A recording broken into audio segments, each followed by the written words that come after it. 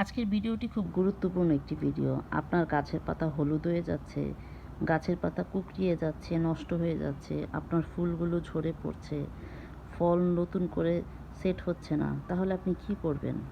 তাহলে আপনি বুঝে নেবেন যে আপনার গাছে বা মাটিতে জিঙ্কের অভাব, এবং জিঙ্কের অভাবের জন্য আপনি কিন্তু অবশ্যই আপনাকে জিঙ্ক ব্যবহার করতে হবে।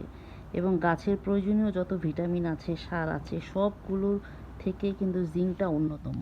জিঙ্কের অভাবে কিন্তু যদি হয়ে থাকে তখন কিন্তু অবশ্যই আপনার গাছে ভালো করে ফুল ফল আসবে না, এবং সবচেয়ে বড় কথা হচ্ছে আপনার পাতাগুলি নষ্ট হয়ে যাবে।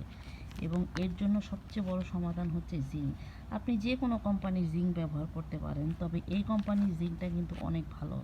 এখানে জিঙ্কের পরিমাণ আছে 10%, এবং এটা কিন্তু আপনি চাইলে পানিতে গুলিয়ে তারপরে মাটিতেও ব্যবহার করতে পারবেন, আর চাইলে আপনি স্প্রে করে ব্যবহার করতে পারবেন। এখানে কিন্তু সমস্ত নিয়ম দেওয়া আছে কিভাবে কি ব্যবহার করতে হবে, কোন কোন নিয়মে ব্যবহার করতে হবে, কতটুকু পরিমাণে ব্যবহার করতে হবে, এর কার্যকারিতা কী কী, সব কিছুই কিন্তু ডিটেলস দেওয়া আছে।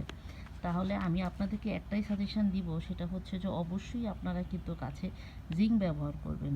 এবং জিঙ্কের অভাবে কিন্তু আপনার গাছে যেই সমস্যাগুলি হয় সেটা কিন্তু আপনার জিঙ্ক ছাড়া কোনোভাবেই কোনো কিছুতে সমাধান করা সম্ভব না। এবং গাছের প্রয়োজনীয় সমস্ত ভিটামিনের মধ্যে জিঙ্ক কিন্তু অনেক অনেক বেশি গুরুত্বপূর্ণ।